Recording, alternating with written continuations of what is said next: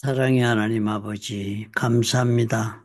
오늘 말씀으로 우리와 함께 동행해 주시는 아버지, 우리가 주님 안에 주의 말씀이 우리 안에 있으면 무엇이든지 구하라 그리하면 다 이루리라 하신 약속의 말씀을 오늘도 믿음으로 가슴에 품고 동행하는 우리 모두가 되도록 축복해 주옵시고, 그런 우리의 삶에 주님의 계획하셨던 모든 우리 인생에 대한 계획이 아버지의 뜻 가운데서 차곡차곡 펼쳐지고 전개되도록 축복해 주옵소서. 예수님 이름으로 기도합니다. 아멘. 오늘은 3월 30일자 누가복음 20장 9절부터 18절의 비유의 말씀을 보는 날입니다. 오늘 이 비유의 말씀은 비슷한 비유의 말씀이 있었지만 오늘은 좀 더 적극적으로 예수께서 십자가에 달리시고 그리고 다시 재림하시고 하는 그 모든 내용에 관한 것을 상징적으로 설명하고 있는 그런 내용을 우리가 봅니다. 대단히 중요한 그런 비유의 말씀입니다. 오늘 이 말씀 보면은 포도원에 대한 비유가 나옵니다. 포도원은 구약에서는 선택된 백성 이스라엘을 뜻합니다. 하나님이 포도원을 잘 지었다, 아름다운 포도나무로 가꾸었다, 이럴 때 다 이스라엘 백성을 상징적으로 얘기합니다. 로마서에서도 그렇게 얘기를 하죠. 그런 포도나무와 같이 또 비교해서 감람나무를, 올리브 트리 우리말로는 감람나무라고 번역했는데 원 좋은 그 감람나무를, 올리브 추리를 하나님이 심었는데 어떻게 해서 그 열매를 제대로 맺지 않으니까 돌 감람나무를 접붙였다. 그래서 이제 복음이 이방인에게 전파되는 것을 그렇게 설명하는 것을 우리가 로마서에서도 봅니다. 그런데 그와 동일한 그런 비유의 이야기가 오늘 이 예수님의 입으로 직접 하십니다. 좋은 그런 포도원을 지어서 소출을 기대했습니다. 그래서 주인이 그 포도원을 그렇게 지어놓고는 농부에게, 소작농이죠, 소작농에 맡기고서는 갔습니다. 타국으로. 그래 가서 세를 주고 갔습니다. 거저 준 게 아니고, 그러니까 농사를 지어서 어느 정도 그 세를 주인에게 바쳐야 하는 그런 제도입니다. 그렇게 했습니다. 이게 다 의미가 있는 그런 비유잖아요. 그죠? 그렇게 해가지고 그 포도원 소출 얼마를 매년 바치게 했습니다. 그래서 이제 때가 되니까 주인이 그 농부들에게 종을 보냈습니다. 그 소출을 거들어 주인의 몫을 이제 받으려고 보냈더니 때려는 거예요. 그 때리고 쫓아버리고서는 소출을 주지를 않는 것입니다. 그렇게 해서 몹시 때리고 그저 보냈습니다. 그래서 그 다음에 또 보냈더니 이제는 때리고만 보내는 것이 아니고 다른 종은 능욕을 또 해서 더 심하게 아주 그죠, 모욕까지 막 그렇게 해서 보냈습니다. 다시 세 번째 종도 보냈더니 그 종도 상하게 하고 이제는 막 다치게, 능력 정도 아니고 맞아 다쳐서, 그리고 맞고는 그렇게 쫓겨나도록 그렇게 하니까 도대체 하나님이 그렇게 보내시니까 안 되니까 점점 더 상황은 악하게 되고 악한 것이 돌아오니까 그 주인이 그다음 자기 아들을 보냈습니다. 상속자를 보냈다. 본래 이 상속자를 보냈다는 말은, 아들은 히브리 사람들의 컨셉으로는 아버지를 대신하는 사람입니다. 그냥 아버지가 보낸 아들 정도가 아니고 뭐 귀한 아들 이런 것이 아니라 아버지의 모든 권위와 능력을 대신하는 자를 아들이라고 얘기를 합니다. 그래서 하나님의 아들 예수 그리스도, 그러니까 예수 그리스도는 하나님의 모든 능력과 권위와 권세를 다 그대로 행사하시는 그런 분이시다. 그렇게 이해를 합니다. 그 사람들이. 그러니까 우리도 그렇게 이해를 해야겠죠. 그렇게 그 아들을 보냈다. 사랑하는 아들을 보냈는데, 그랬더니 그 다음에 이번에는 이들이 생각하기를, 그 아들이 왔으니까 그다 굴복하는 것이 아니라, 주인은 그러기를 기대하고 보냈지만 상속자가 왔다. 그렇게 이번에는 아주 죽여버리면 이 포도원이 우리 것이 될 수 있겠다. 그래서 죽였다는 거예요. 내쫓아 죽였다. 그래서 이 포도원 사람들을, 그때 그 주인이 이렇게 하니까 어떻게 했으면 좋겠느냐. 그 주인이 나타나서 그 농부들을 다 진멸하고 포도원을 다른 사람들에게 주지 않겠느냐. 그렇게 하니까 사람들이 그런 일이 일어나면 안 되지요 라고 얘기를 했는데, 사실은 이것을 하나님이 이스라엘을 상징적으로 얘기합니다. 이스라엘 선택된 백성 좋은 포도원을 만들어서 저들로 하여금 그 포도원의 소출을 내어서 주인께 바치는, 즉 그런 포도원을 만들어주면 거기서 하나님 나라의 그 백성들이 살면서 많은 다른 사람들, 하나님을 알지 못하는 사람들을 수확하여 하나님의 백성을 삼게 하는 그런 제사장 나라로 삼으려고 하나님이 이스라엘을 세우셨습니다. 그것을 여기서 예수님이 이제 포도원 비유를 하시고 새를 걷는 것이라 그렇게 표현합니다. 그러니까 그 포도원을 경영해서 즉 하나님 나라를 통하여서 그 제사장 역할을 이스라엘이 하는 것입니다. 제사장 국가가 되어가지고 다른 모든 하나님 알지 못하는 이방 국가의 사람들을 회개시켜서 하나님을 알게 하는 그런 역할을 맡겼습니다. 그런데 다 직무유기를 합니다. 그리고선 하나님이 선지자를 그래서 보낸 것입니다. 선지자를 보내가지고 하나님의 말씀을 다시 깨닫고 경고하고 이랬을 때 이스라엘 백성들이 어떻게 했습니까? 선지자들을 굉장히 구박했습니다. 다윗 때는 우리가 선지자한테 다윗이 고개 숙이고 하고 있는 이야기를 많이 보지만은요, 대개의 경우 온 선지자들은 냉대받았습니다. 이사야 같은 경우도 굉장히 고통을 많이 당하고 모욕받고 뭐 엄청난 그런 일을 많이 당했습니다. 예레미야 같은 경우를 보면은 여러분 우리 열왕기하 나라가 망할 때 그 예레미야를 보십시오. 완전히 그 흙구덩이에 막 갇히고 그리고 어마어마한 고통을 많이 당했습니다. 전설에 의하면은 톱으로 썰어 죽이고도 선지자들 그래서 예수님께서 그 선지자의 피를 내가 다 다시는 핏값을 갚게 하겠다고 말하는 부분도 있지 않습니까? 그러니까 그런 선지자를 보내도 안 되니까 이번에는 예수님이 직접 이 땅에 오신 것입니다. 하나님께서 내 아들을 보내면 그때는 믿고 회개하고 하나님에 돌아올 것이다. 그런 뜻으로 우리가 해석을 할 수 있지 않겠습니까? 그렇게 보냈는데 이번에 어떻게 해요? 내쫓아 죽인다. 예수께서 유대인들의 손에 십자가에 달릴 것을 예언하신 것입니다. 사실상 십자가에 못 박아 죽은 건 이방인의 손에 죽은 것으로 보여집니다. 로마 군인들이 십자가에 쳐 죽였지만 그렇지만 로마 군인들에게 십자가의 형을 요구한 것은 유대인들이었습니다. 유대인들은 로마의 정권 하에서는 다른 국가와는 조금 달리 로마 정부에서도 로마 엠파이어 제국에서도 유대인 국가는 하도 종교적인 문제로 반항도 많이 일으키고 하니까 종교적인 그 단체나 지도자들로 내정을 다 다스리도록 했습니다. 그 많은 군대를 가지고 막 강압적으로 다스릴 수가 없으니까. 그리고 이스라엘이라는 이 유대 민족들은 희한하게도 로마의 최고의 골칫거리였습니다. 여기에 총독으로 가는 사람은 완전히 좌천돼서 가서 살아남기 어렵다라고 생각하는 그런 곳이었습니다. 우리가 잘 아는 영화 벤허에도 보면 여기 총독으로 가는 것이 그런 그 위험한 자리로 가는 것으로 나오고 또 그리고 반역이 많은 민족으로 그렇게 묘사되고 있습니다. 그게 사실 그랬습니다. 그러니까 이제 그런 하나님이 보낸 선지자를 다 죽였을 뿐만 아니라 예수 그리스도를 십자가에 못 박는 일을 유대인들이 했고 그 산헤드리라는 건 내정기구 종교 지도자들이 그 유대인들의 모든 그 살림을 다 관장하고 뭐라 그러죠? 도메스틱 비즈니스 내무부의 일을 다 감당하게 했으면 그 사람들에게는 절대로 사형을 시킬 수 있고 이렇게 하는 그런 권리를 주지는 않았습니다. 모든 법들은 다 다스리도록 하더라도 사람이 사형을 당하는 그런 중재가 될 때는 로마의 그 총독에 관할하에 두었기 때문에 예수님을 자기들 손으로는 죽일 수 없으니까 로마 정부에다가 이 사람이 스스로를 왕이라고 한다 그래서 로마의 황제에 대적하는 그런 반란죄에 해당한다고 고발을 해가지고 십자가에 못 박도록 그렇게 만들어서 사실상 모든 원인 제공은 유대인들이 죽게 만들었지만 실제로 십자가에 못질하고 예수님을 죽게 만든 사람들은 로마 군인들이었죠. 그렇게 해서 죽였습니다, 유대인들이. 그렇게 될 것을 지금 이 예수님이 이야기를 하는 것입니다. 그러면서 끝절이 대단히 중요합니다. 그렇게 이제 예수님이 앞으로 이 이스라엘과 예수님과 관계를 예언한 다음에 그들에게 기록합니다.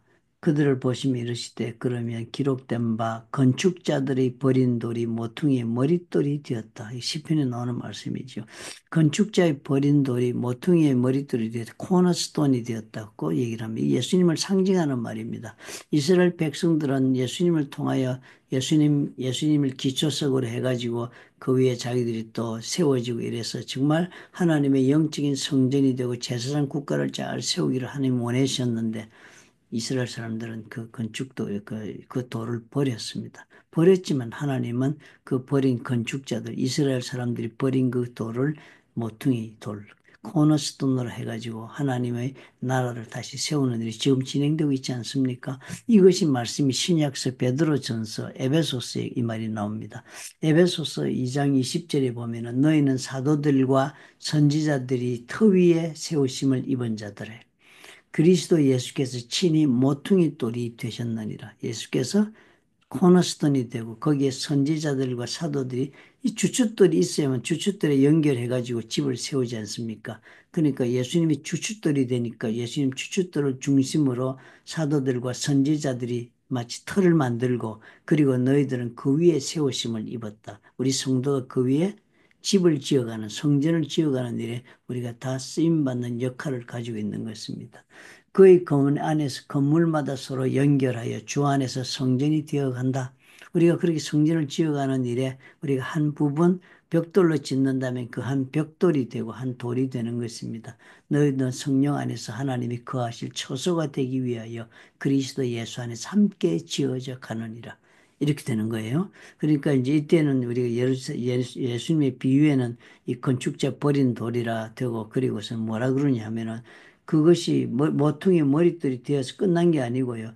그래서 그 돌에 떨어지는 자는 깨어지겠다. 돌에 그냥 떨어지는 깨어지고 또 이 돌이 사람 위에 떨어지면 그를 가루로 만들어 흩어버린다.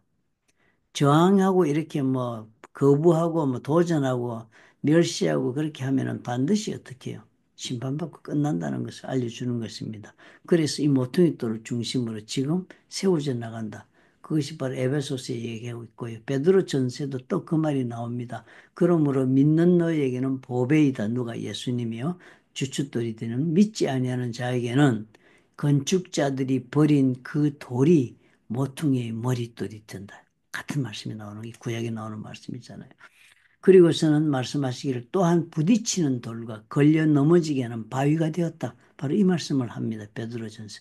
그 예수님 머리들이 뒤에 있는데 거기 막 걸리고 스탬블링 블락이 되는 사람이 있는 예수님으로 인해서 정말 집을 지어가는데 쓰임받는 사람이 아니라 오히려 그렇게 해서 일신을 망하고 마는 사람들 걸려 넘어지게 하는 그런 바위가 되는 경우도 있다 합니다. 베드로서 2장 4절에는 또 적습니다. 사람에게는 버림바가 되었으나 예수님 말씀이죠.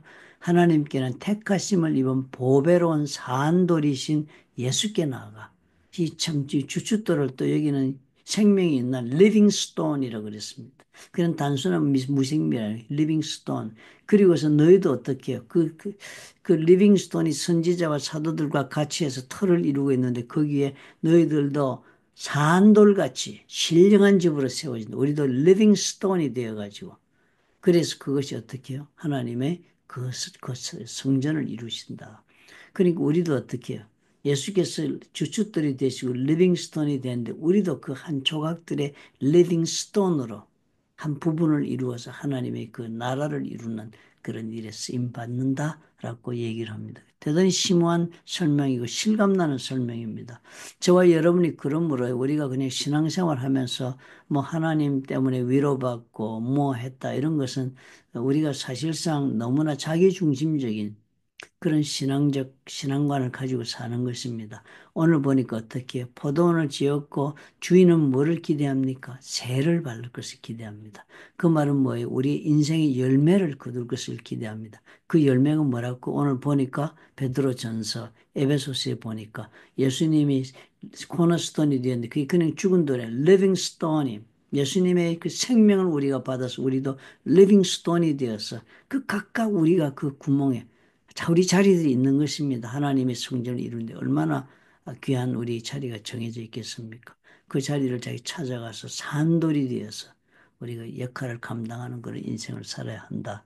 그렇게 설명하는 대단히 신학적 의미가 깊은 그런 말씀이지만 오늘 이렇게 베드로전서 에베소의 말씀을 보니까 이제 이해가 많이 됩니다. 그죠? 그래서 교회 이름을 지을 때 코너스톤 많습니다. 그런 이름. 또 리빙스톤 이런 말씀도 많습니다. 또 사람 이름에도 리빙스톤 있죠. 그죠? 예, 아프리카에 간 그런 슈바이비처 박사를 고통에 사경에 빠졌을 때 그 도와주고 구하려고 영국에서 보낸 기자 이름이 리빙스톤입니다. 그렇게 우리가 정말 믿음으로 사는 사람들에게 많이 쓰여지는 이 산돌, 산돌 교회란 말도 있잖아요. 그래서 영어로는 리빙스톤, 코너스톤 이런 것이 바로 주 예수 그리스도에 같이 붙어서 우리가 그런 산돌처럼 우리 생명을 하나님께 새로 드릴 줄 아는 그런 삶을 살기를 바라시는 하나님의 뜻이 보여지는 놀라운 비유입니다. 우리의 삶을 어떻게 살아야 하겠습니까? 이해적, 자기중심적이고, 그리고 정말 지극히 세속적인 그런 신앙관을 가지고 살면은 결국은 예수 그리스도께서 우리를 통한 기쁨을 누리는 그런 영적인 기쁨 속에 주님의 자녀로서 사는 삶을 우리가 누리지 못할 것입니다. 예수님 보니까 어떻게 해요? 주님이 머릿돌이 된 우리도 거기에 산돌로서 우리 삶을 드릴 수 있는 그런 길을 선택해야 되겠습니다. 그랬을 때 예수 믿는 자의 능력이 나타나겠죠. 주님의 그 산돌의 그 생명이 우리에게 구현되지 않겠습니까? 사랑이 많으시고 좋으신 아버지 감사합니다. 예수께서 참으로 세상에 버림받았죠.